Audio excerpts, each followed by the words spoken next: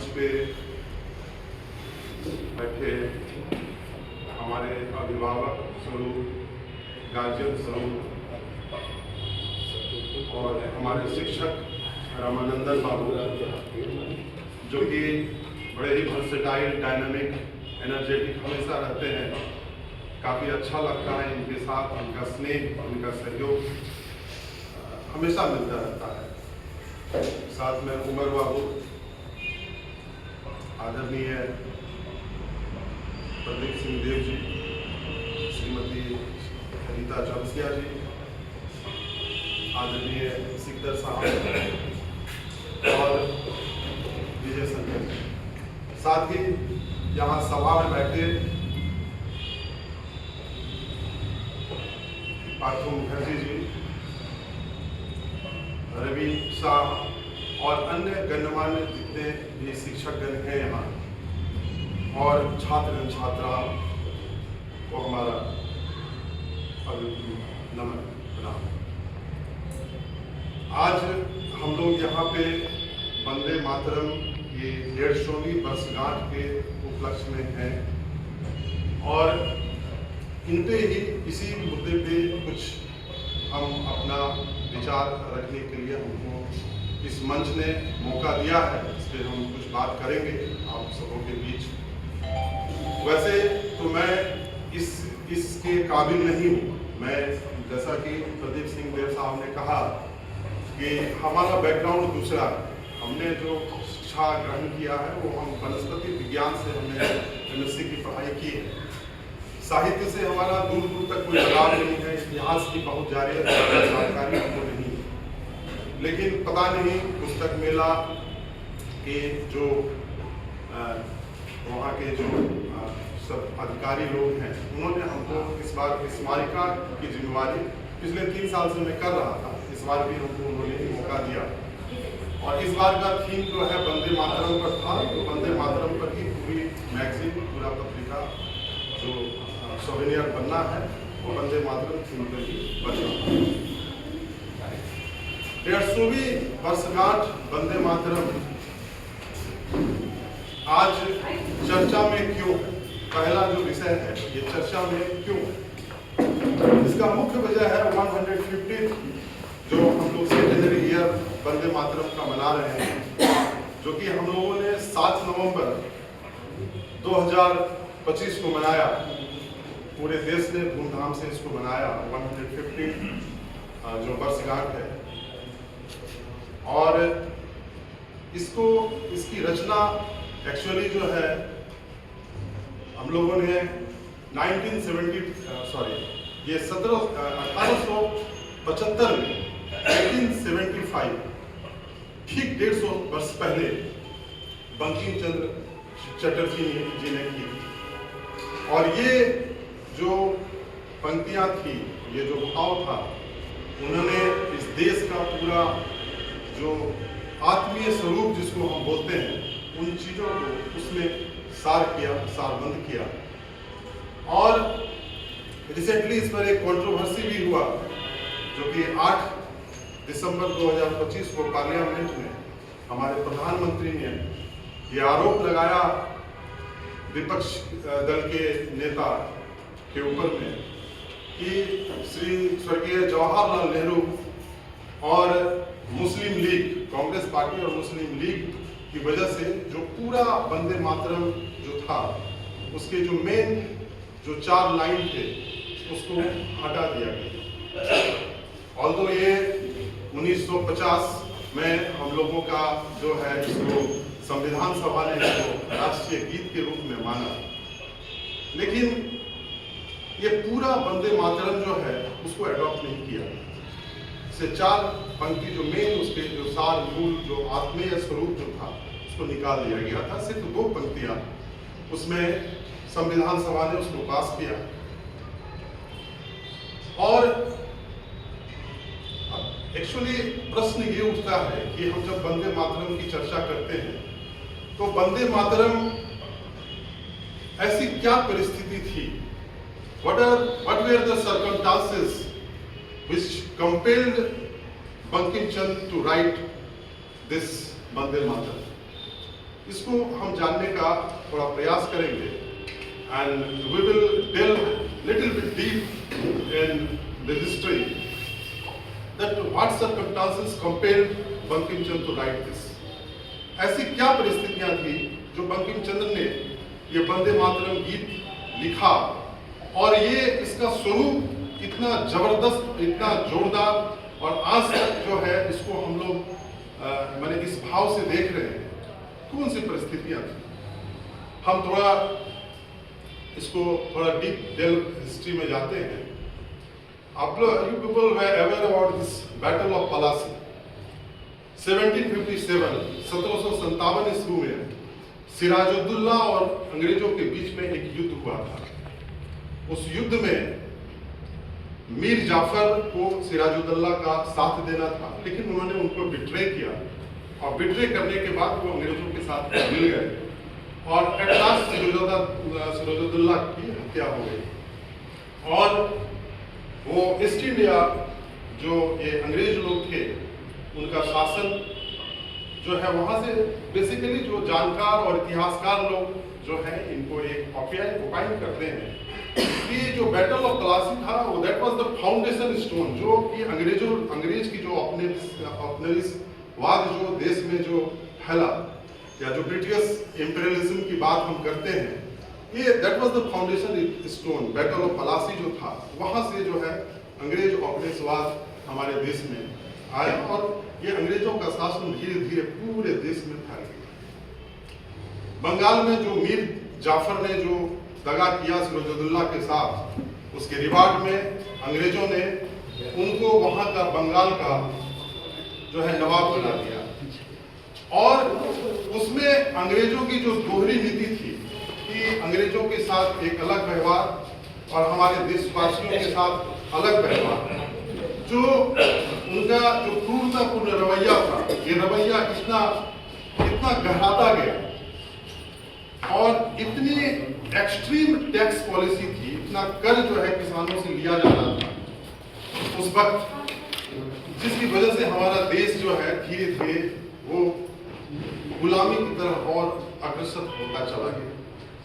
इसी संदर्भ में एक घटनाक्रम होता है.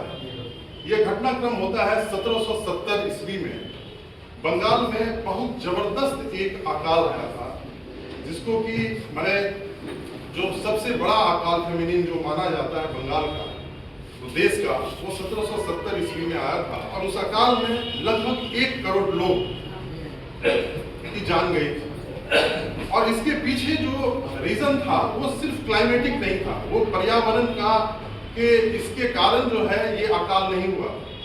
अकाल होने के पीछे का जो रीजन था वो इतना एक्सट्रीम कर प्रणाली थी, इतना रिगरस टैक्स कलेक्शन का प्रोसीड्योर था कि किसान जो उपज करते थे, जो कुछ भी वो धन अर्जित करते थे, वो सारा पैसा उनका टैक्स में चला जाता. इसको ज्वलंत, अगर हम लोग अभी रिसेंट में आप लोगों ने शायद लगान फिल्म देखी होगी, उस लगान फिल्म में उसको बहुत तरीके से जो है उसको दिखाया गया है कि कैसे उस क्रिकेट मैच को जीतने के लिए उनको ये शर्त दिया गया था कि अगर आप ये मैच जीत जाते हैं तो आपका लगान माफ करते हैं. यानी लगान जो था, टैक्स जो था, वो इतना एक्सट्रीम था कि जिसकी वजह से लोग जो है वो गरीबी की ओर जा रहे थे. करोड़ों लोग जो है उस समय 1770 में मारे गए और उसका असर ये हुआ. इसके बाद सिर्फ यहाँ तक वो चीज रुका नहीं.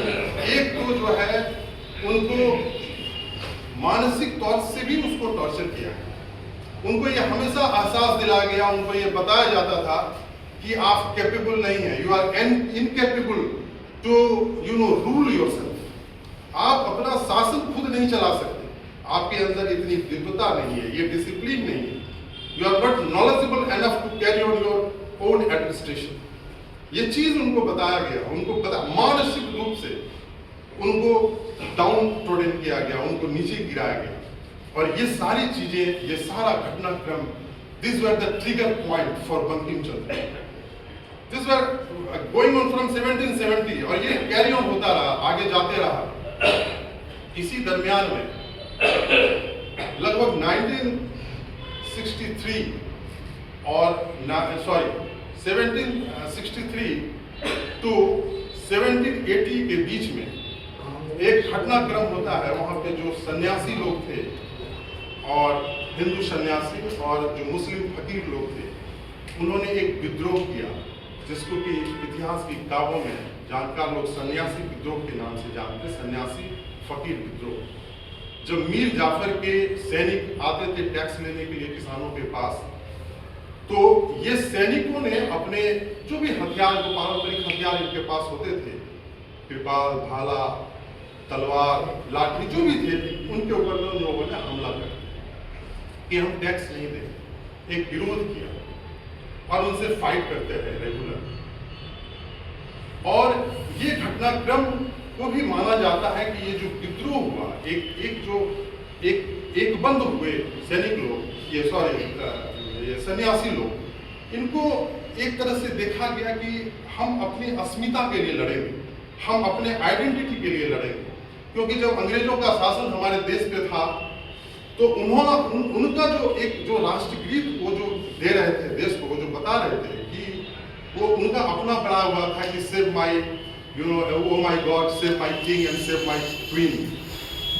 तो यहाँ के जो लिटरेट जो लोग थे, जो शिक्षाविद लोग थे, उनके मन में एक विचार आया कि क्यों नहीं हमारी अपनी आइडेंटिटी हो, हमारे देश का अपना कुछ ऐसा हो, हम क्यों उनके औपनिवेशवाद में, उनके गुलामी में हम क्यों जिए। इन सब चीजों को आगे बढ़ते हुए फिर आता है हम लोगों का देश में 1857 की क्रांति। ये पहला जो क्रांति का बिगुल हुआ था, उस क्रांति ने इस चीज को दर्शाया कि हम एक बंद हो सकते हैं, हम एकजुट हो सकते हैं, हमारे पास ताकत है, हमारे पास फोर्स है, and we can fight with this foreigners. हम अंग्रेजों से हम लड़ सकते हैं। ये वो एहसास, उस शक्ति का एहसास पहली बार 1857 में हुआ। एंड आफ्टर दैट जो है 1870 ईस्वी में Bankim Chandra, although he was collector, उस समय के गवर्नमेंट में, अंग्रेज के गवर्नमेंट में वो कलेक्टर थे, उनके फादर भी कलेक्टर थे, एडमिनिस्ट्रेटिव जॉब में थे। लेकिन अंग्रेजों के यहाँ नौकरी करते हुए, शासन में रहते हुए, उन्होंने डायरेक्ट विरोध नहीं किया, उनसे कन्फ्रंट नहीं किया, उनसे लड़ाई नहीं की, उनका विरोध ओपन मंच पे नहीं जताया। उनके अंदर में वो तीव्र भाव चल रहा था कि हम अपने देश को कैसे आइडेंटिटी दें, हम अपनी पहचान कैसे कराएं। इस आइडेंटिटी को उन्होंने लिटरेरी फॉर्म में, लिटरेचर के फॉर्म में फाइट करने के लिए उन्होंने लिटरेचर को अपना माध्यम चुना। और सबसे अच्छी बात यह है कि गवर्नमेंट जॉब में भी रहते हुए उन्होंने लिखना नहीं छोड़ा। और जैसे जानकार और इतिहासकार लिखते हैं अपनी किताबों में, उसमें उन्होंने ये लिखा कि 1870 में ट्रेन की यात्रा करते वक्त वो ट्रेन में जा रहे थे और जाते जाते उन्होंने वंदे मातरम, जिस गीत के ऊपर में आज हम लोग चर्चा यहाँ कर रहे हैं, उस ट्रेन में जर्नी करते करते उन्होंने लिखा। और वो पंक्तियां जो लिखी गई वो हमारे देश की आत्मा को, हमारे देश के स्वरूप को वो वर्णन करने का कोशिश किया गया। हम एक बार उस पंक्ति को बोलना चाहेंगे, जैसे कि वंदे मातरम, वंदे मातरम जो पहला ये है, और फिर आगे जाके सुजलाम सुफलाम मलयज शीतलाम सस्य श्यामलाम मातरम वंदे मातरम। ये जो दो पंक्ति है, जो कि हमने अभी कहा कि हमारे संविधान सभा ने इसको अडॉप्ट किया, एक दो पंक्ति, जिसमें कि सुजलाम में वो बताते हैं कि हमारी ये धरती इतनी पवित्र है। ये इसमें इसकी धारा सुजलाम, सु का अर्थ, सु को हम लोग वहीं पे यूज करते हैं पॉजिटिव अफर्मेटिव यूज में, अच्छे चीजों को बताने के लिए हम सु का इस्तेमाल करते हैं, सुजलाम।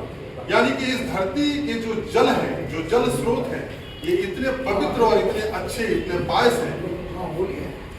उस धरा को मैं नमन करता हूँ, हृदय से मैं प्रणाम करता हूँ। सुफला, यहाँ पे वृक्ष फलों से, अच्छे मधुर फलों से ये वृक्ष लदे। सुजलाम सुफला मलयज शीतला, जो मलय पर्वत जहाँ पे चंदन युक्त जो पर्वत है वहां से जो ठंडी शीतल हवा आ रही है, ये हवा जो शीतलता प्रदान कर रही है, इनको भी मैं हृदय से नमन करता हूँ। सुजलाम सुफलाम मलयज शीतलाम सस्य श्यामलाम। ये जो हरियाली युक्त जो अनाज से लदे हुए खेत, लंबे लंबे जो खेत हैं हरियाली युक्त, सुजलाम सुफलाम मलयज शीतलाम सस्य श्यामलाम, इनको ये धरती जो पूरी जो है हरे भरे खेतों से भरी हुई है, इनको मैं नमन करता हूँ। मातरम वंदे मातरम सुजलाम सुफलाम मलयज शीतलाम सस्य श्यामलाम मातरम। ये इस गीत ने जो है 1896 का वो वक्त होता है जब कांग्रेस अधिवेशन में रविंद्रनाथ टैगोर जी ने पहली बार इसको लय दिया, सुर दिया इस गीत को, और इसको पहली बार उन्होंने गाया 1896।